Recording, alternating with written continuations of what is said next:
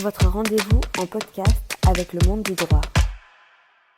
Bonjour, bienvenue sur le monde du droit pour un nouveau podcast. Aujourd'hui, nous allons parler de la reconnaissance vocale en télétravail, comment l'utiliser. Et pour en discuter, je reçois aujourd'hui Florence Cusin-Rollet, avocate en droit public et droit de la construction au sein du cabinet Dufaux et Associés.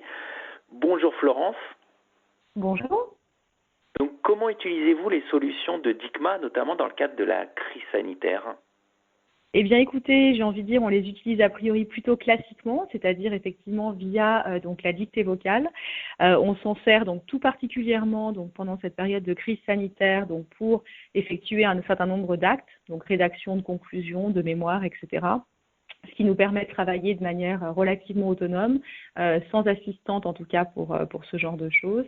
On peut dicter nous-mêmes nos écritures via effectivement la dictée vocale mise en place par DICMA.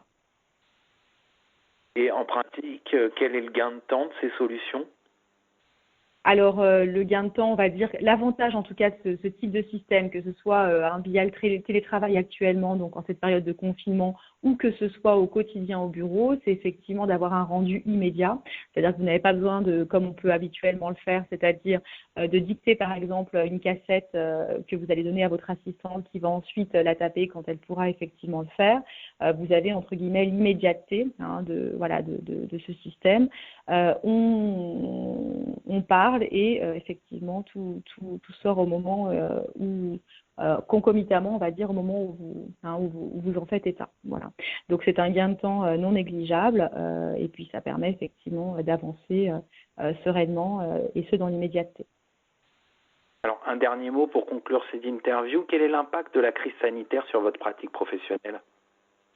Alors, on essaye de continuer le mieux possible notre pratique professionnelle. Actuellement, comme vous le savez, les tribunaux sont fermés et la plupart des audiences, sauf urgence, sont reportées.